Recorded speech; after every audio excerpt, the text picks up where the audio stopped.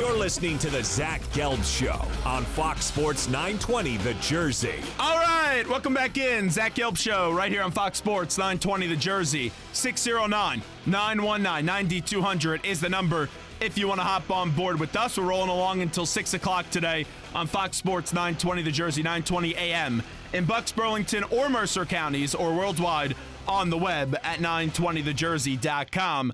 The Mike and the Mad Dog 30 for 30 will air later tonight at 8 p.m. on ESPN. So let's welcome in one of their former producers, continues to work with WFAN and SNY, and that's Marc Malusis, who's kind enough to join us right now. Moose, appreciate the time as always. Thank you for it, and how are you? You got it, Zach. I'm doing well, man. How you doing? Well, I'm doing great. I'm looking forward to this 30 for 30 tonight, but I don't think it's going to be as great as people think because you're not in it.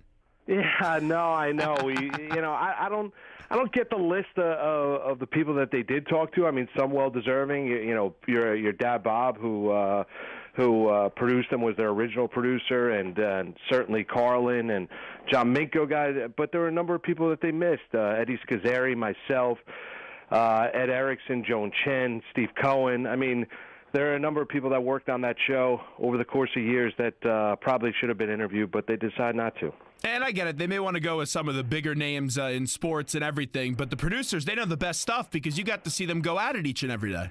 Yeah, well, I mean, you know this, Zach. I mean, the producers, you want to know the dirt, you talk to the producers because they're the ones that know. They know the inner workings, and you go from there. All right, so describe your time as a producer for Mike and the Mad Dog. Well, it was great. I mean, it was a tremendous learning experience, just like everything else. I mean, there's ups and downs. You learn by trial by fire of what to do, and any bit of advice that you get, talking to Carlin, talking to Bob, talking to other people that worked on that show, Iron Eagle, when you step into that room and you are their producer, and I was the board op before, and the board op clearly doesn't have the same responsibilities as the producer, you don't really get a great feel for it until you are actually in the mix and doing it on a day-in, day-out basis. You know, it was made perfectly clear from the onset that they were the two bosses, Mike certainly and Chris, that nobody else was. It's their word moving forward. And to me, it was a dream come true because I grew up, Zach, listening to them. WFAN, growing up in the tri-state area, was kind of part and parcel with getting in the car. And certainly when he got home. So to be able to work for them and learn from them was a great honor. When you took over as the producer, the show already had an abundance of success, clearly.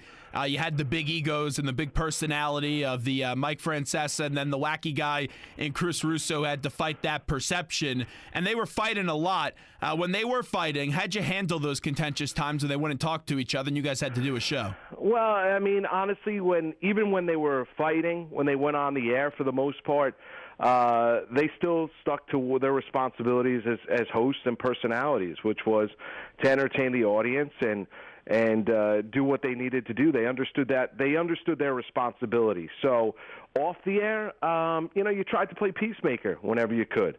But it's a tricky read because I'm not them, I'm not Chris, I'm not Mike, and you're like third man in. So it's not a case where you go out there and try and play, the judge of a particular argument, and you try not to get in the middle of it because you don't want to get caught in the crossfire. So it's an interesting scenario. You try and play peacemaker when you can.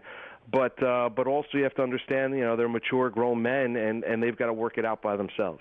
And it was very easy to see if you were in that building in the dumps of Kaufman Astoria Studios that they weren't getting along at those times. That was a rat-infested building, Mark. Let's be honest. Well, I agree. It was, but there was history there, Zach. It was our dump. There. It's like Shea Stadium. It's our dump. We love it, but it's our dump. That's exactly right. I understand. Yes, there was stains from the bathroom above, on the floor, on the bottom, in the newsroom, on the rug, and at one point in time the rug caught fire. But yes, it was our dump. Hey, Steve Summers didn't help it out with all the cigarettes that he burnt in that place. No. Well, we all kind of added to the dump feel of the old Kaufman Astoria Studios. Well, when I was running around that place as a little kid, I was telling this story to Dog the other day. I remember it was either you or Carlin was the producer, and it was during a time where they were on a down period in their relationship, Mike and Chris. And I remember driving home with my dad, and I said, why don't they talk to each other during breaks? And why does one get up and leave during a break? And I was able to see that even at a young age. Now, the listener couldn't really tell because, like you said, they were professional. But when they wouldn't talk to each other, were you at all like amazed when it came 1 o'clock and Dog would do his intro that it was all good to go on the air doing the show? Yeah. At times I probably was, and the more you sit back and watch them do it, at times I wasn't, because they really were true professionals in doing a show, and understood that their number one responsibility was going out there, regardless of how they felt about one another at the time, was going out there entertaining the audience. Yeah, I mean, Zach, no question about it. I think it's difficult when you're working with someone and you have a co-host and you can't stand that person, or you're having an issue with that person, or you're in a fight with that person. I would imagine it would be difficult to strike up the chemistry, but more often than not, they did. I mean, I think there were times where it affected them on the air, but not to a large extent, not to a great percentage. And I do think they were able, for the most part, to put all their personal feelings and some of their squabbles behind and go out there and do a good sports talk show. Talking to Marc Malusis right now, and we all know they laid the foundation for how we know sports talk radio right now. Since you got to be there for the ride, and you're going to see all the memories relived tonight in this 30 for 30 on ESPN, what was one of your favorite memories as a producer there on their show? Yeah, you know what? I think working the Super Bowls was a lot of fun. Growing up and being a huge NFL fan, Zach, as you are, and you're a huge Pats fan, so God bless you. But getting to go to Super Bowls and be able to produce Radio Row. I remember listening to times when they were in Minnesota for the Bills and Redskins growing up, when I was going to Don Bosco in Jersey, and hearing them do the trivia to try and win a Super Bowl trip, and being there and seeing them actually, and seeing that flourish and blossom and become even bigger and bigger as the years went along, and being able to do that trivia contest and go to a Radio Row and produce Super Bowl week and line up the cavalcade of guests. I mean, that was always fun. I mean, being able to be on the road with them and was always a blast, because you certainly get great stories and laughs and chuckles away from work, just like everything else. It's not always just about the job, but getting to know Chris and Mike the way that I did, and certainly over the years grew closer to Chris than I did Mike. But it is what it is, and it was an absolute blast and a great learning experience. Give me one of those, because listeners love this. Give me one of those off-air memories of Mike and Chris when they weren't in front of a microphone. Yeah, I think one of the things was, there were times where we were out in St. Louis, 2006 National League Championship Series, and Mets and Cardinals. And I remember it was an off day. That was the night that the Bears, Sunday night game, Bears-Arizona, and that was the whole Dennis Green rant after that night. We know who they were. That was that Sunday night game. I remember watching that game in a bar with Russo later that night. But earlier in the day, the Rams and Seahawks played in St. Louis, and so I go to Chris's room that morning, and we got credentials to go to the game because it's an off day of the NLCS, and we got an off day in St. Louis. And he's like, hey, Marky, listen, we got to do something. We got to put a little action on this. And I'm making no money, right? You think like people are making, Chris and Mike are making money. I'm producer. I'm not making a ton of money. I'm still living at home at the time with my dad in Blauvelt, New York. And it's like, we got to, you got to lay a bet down. I'm like, all right, I'll put $50 down on the Rams. Hey, listen, you can't put $50 down. And Chris is like going out there, and he's I'm not going to say the number, but he makes a significant bet. So I'm like, Chris, I live at home. I've got no money. He goes, I can't take anything less than $250. I'm like, I go, all right, I'll put $250 down. And he goes, all right, what are we going to play? I'm like, I don't know, who do you like? He goes, I love the Seahawks today. I love the Seahawks, right? So I'm like, all right, so we'll play the Seahawks. So we go up there. We're sitting up in the press box watching the game. Down the road is Craig Germain, and who was working at SNY at the time, and Ron Darling, who was in St. Louis. Obviously, Mets were there. And sitting there watching the game, and once you know, that's the game that Torrey Holt makes this miraculous catch late in the game for the Rams to win it. And I look over, and he goes, listen, that's $275 in the rears.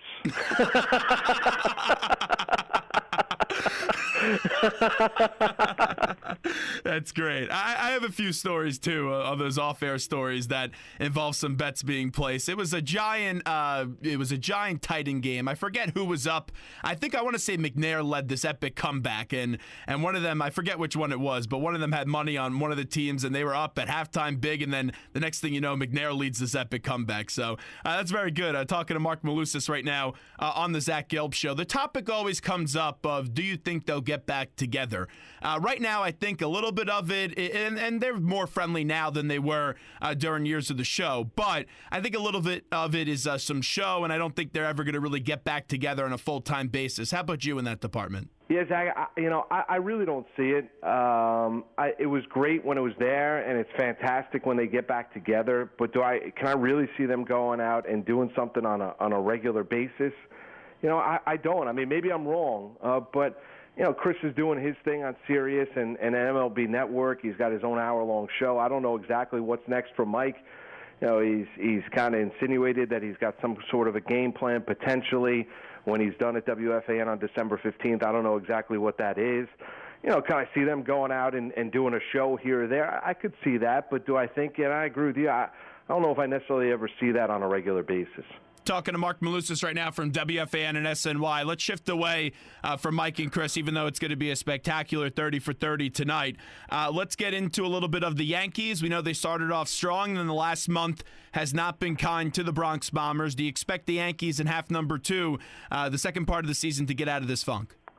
Yeah, I think they'll play better. I mean, Zach, they couldn't have played any worse. I mean, they haven't won a series in over a month or about a month. So they'll get back to some winning days. They'll get healthier here in the second half with Holiday and Castro returning to this team. Certainly you have questions about the starting rotation, and they've been there pretty much for the entire year, even though Severino has been good. I think Montgomery has been really good for what you expect him to be, which is a number 5 starter on the team. I don't think you can expect anything more from Jordan Montgomery, but the concern really is the bullpen. When you look at Betances and Chapman, and specifically Dellin Betances, he's got to get things going here, Zach, because it wouldn't be as bad and the dip wouldn't be as severe if Betances was able to go out there and do his job. But since June 22nd, he has not been good. Didn't look great in the All-Star game. I know it's the All-Star game on Tuesday night, but typical, blowing the bases before he gets the ground out by Daniel Murphy to end that half inning. I think they'll play better. I think they'll play meaningful baseball in the second half. I don't think they're going to win the American League East. I haven't thought that for a while. I think they could be a wild card team, but I also don't think Brian Cashman, I liked his comments toward the tail end of the first half where he said he's going to make some smart moves. I don't think Brian Cashman should go all in on this season. I agree with you. I don't think you want to risk anything for the future, but if you look at the areas of need, we know first base is an area of need, third base as well, and also maybe if you want to make a run at this, you add a starting pitcher. Let's start with first base. It's a buyer's market, so I'd have to think they'd be able to get someone, no? Yeah, I would think they could get somebody. I don't doubt that. But, if you look at Alonso, if you look at the A's first baseman, there are guys to go out there and get, but what am I going to give up? Am I going to give up anybody? I mean, Cashman, I'm not certainly giving up a Clint Frazier. Dustin Fowler's on the mend. He's certainly not tradable at this stage. Sheffield got hurt with an oblique injury toward about a week ago now. Gleyber Torres, who you saw down there, Zach, had the Tommy John surgery on his non-throwing arm. So a lot of the big names that you heard down on the farm are either up with the team, like Clint Frazier, or are banged up, and we're not going to see them for the rest of the season. So could they go out there and make a deal for a first baseman? I think potentially they could go out there and do, but I don't think it can be a guy that shuts the door on Greg Bird, because even though the asinine statement from a Yankee official questioning the validity of his injury, which I just don't understand and don't get in the Madden column in the New York Daily News about a week ago. I still think Greg Bird, the 24-year-old, is a big part of this team's future. Give me a little bit about the emergence of Judge, because everyone knew how good he was, but now if you had any doubts, you just saw his epic performance in that home run derby. So what is it like for you to see the emergence of this kid? Oh, it's remarkable, Zach. I mean, he's a guy that does it differently than anybody else. I mean, we've seen guys physically, maybe not exactly like Mike Trout, but same body type, right? You've seen guys that are the size of Giancarlo Stanton, maybe not as ripped as Giancarlo Stanton, but given his size. You've seen those guys. I mean, you don't see guys that are 6'7", 285 pounds, and as athletic as he is. He's not a lumberjack in right field. He's a good athlete, handles himself well, answers all the questions great, and he is an unbelievable hitter. The adjustments that he's able to go out there and make, and I think everyone should have seen it down the minor leagues where he was able to struggle early and then adjust as the season goes along or adjust year to year. And he made that adjustment after the 84 at-bats a year ago and the 42 strikeouts. He's unbelievable. I mean, really, he's one of the, if not the face, he's the second or third face behind Trout and Harper of Major League Baseball right now. And everybody wants a piece. Everyone wants to be a part of it because he's different. 6'7", 285, hitting 30 home runs in the first half is different.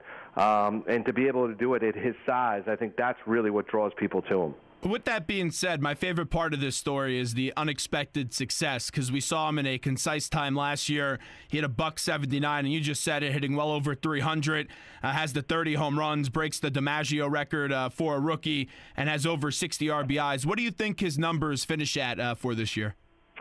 I think he probably, I would probably say he has 118, 115 RBIs. I think he probably has about 47 home runs. I don't think he's going to hit 60. Could he hit 50? Yeah, I could see him hitting 20 home runs in the second half. But I could see a little bit of a, kind of a lull in the second half. Not a stark decline, but just a little bit of a lull to where, you look at his second half of numbers, and he's maybe around like 17 home runs and 50-plus RBIs instead of the 30 and, 65, 66 in the first half. I could see that. Wrap it up with Marc Malusis. All right, let's finish with a disaster, and that's the New York Knicks. Carmelo Anthony expected to be traded. I know that deal, according to the New York Daily News, they said it's on the 2-yard line. What do you expect maybe back for Carmelo Anthony? Not much, right? Yeah, I don't think you're going to expect much, Zach. I'd like to if I'm going to take Ryan Anderson and the 3 years, and I think it's $61.2 million that he's got left on his deal. I mean, amazingly enough, he's getting that kind of money. But if I'm going to take his contract back in return, I'd at least want an asset of a first-round draft choice. I got to get something back like that. If I'm going to take that kind of a contract with that length of a deal and be able to swallow Ryan Anderson's deal, but if I'm not taking on significant long-term money, then it's probably guys with expiring deals, or a guy with an expiring deal, or a pair of guys with an expiring deal, so I can get out from underneath that money after this coming season. It's probably one or the other. Either I take a long-term deal and I get an asset to take that long-term deal, or I get guys that are expiring. But in all honesty, it's probably not going to be all that much. But I do think it's addition by subtraction, because I think it's time to look at the 21-year-old Porzingis and see exactly what he is and where this franchise can go, and build the team around him where he is the sole focus going into next season. And then we get to the man that probably is going to be running the show. It looks that way, and they'll find a number 2 for him, Steve Mills. That name does mean a lot here in this area with his ties to Princeton. But I just don't get the fascination by one James Dolan with Steve Mills. How about yourself? Yeah, I don't get it. But he's been there a while. But what has he done? He's done nothing. Nothing. Zach, he's done nothing. Yeah, I'm telling you, him great. and Isaiah Thomas must have some great pictures on James Dolan. It's remarkable. And Steve Mills is the one that set up the interview with Isaiah Thomas years ago. So you think about it, he's been around for a long, long time, and everybody will say, oh, he's a nice guy, he's a great guy. He's not a basketball man. And think about this, they were about to bring David Griffin in, but they weren't allowing him to have final say over basketball decisions or to bring in his own people within the organization. What the hell are you doing here? That is as backwards can be. Yeah, I don't get it. That's where I don't get. And the Knicks have mishandled. The Hardaway signing is a disaster, especially when you learn the Atlanta Hawks were offering him $48 million, and the Knicks gave him $71. And then they gave Ron Baker the full mid-level exemption at $8.9 million. In fact, they've only got over $1 million of cap space, and they still don't have a veteran point guard for Nicolina. What are you doing here? And that's the overarching issue where I don't know the love affair that Dolan has with Mills, but I'll tell you, he is as loyal can be. And when you are in the inner circle of James Dolan, you were given a lot of latitude, and we have seen that with the Knicks, unfortunately, to their demise. I'll end you on this because I saw this situation play out in Philadelphia when a team has struggled for quite some time, and the Knicks are in a different situation than what the Sixers were, and the Knicks' struggles have been longer than the Sixers. Just the extreme the Sixers took it to really caught everyone's attention. Eventually in Philadelphia, and the league could deny this all they want, but they stepped in and they put Jerry Colangelo in place and they gave him to the Sixers. And then the next thing you know, Sam Hinkie does resign. We know the Sixers were terrible in attendance. The Knicks, they don't have attendance issues. Does the league at all step in eventually, or do they let this thing continue to be a clown show? Yeah, the last time, I mean, correct me if I'm wrong, Zach, but didn't they step in and nudge Donnie Walsh to Madison Square Garden? Oh, yeah, that's right. You know, and that ended poorly. And Donnie Walsh was being blamed by James Dolan, the fact that LeBron James went to the Miami Heat. So, I mean, we've seen David Stern do that before. Could Adam Silver, now NBA commissioner, do that? I guess he could. I mean, at that stage, you know, it had gotten so bad where there was the sexual harassment lawsuit by Anuka Brown Sanders. So it was not only embarrassing on the court, but there were such negative headlines and storylines coming away from the basketball court as well. Could we get to that stage? I guess we could, but at the end of it, does it really matter? No, because unless you're part of that inner circle for James Dolan and he's surrounded by his sycophants, you know, they are basically going to cut any guy that thinks differently than them off at the knees because there's more of them than the guy that's coming in. Or the gal that's coming in. So that's the overarching issue is they don't want to bring about any sort of change. They're happy with the way it is because everyone's riding the gravy train. And it's crazy because you would think a destination like New York, Madison Square Garden, would draw people in and would draw, you know, players in. No one wants the player after seeing how that owner treats everyone and how the people he hires treats people. Right, they don't, but here's the deal. Here's the rub. People still show up. I mean, people still pack that building, so it doesn't affect James Dolan. It's not like he's playing. It's not like the Garden has about 4,000 or 5,000 people in it. They're packed. They're paying a lot of money. The stars are given tickets to sit in the front row. So why does the fan still show up? I don't know. It's a great question, Zach. I would not pay a dime to watch that team play. It's embarrassing to where they once were and what they represented. And even though they didn't win a championship, Zach, but the Ewing, Oakley, Starks, that era of Knicks basketball, at least you felt like they cared. They give you some sort of a tangible product on the court. This one's embarrassing, and it just continues to get worse. Moose, I appreciate it. Thanks so much. You got it, Zach. Be well, buddy.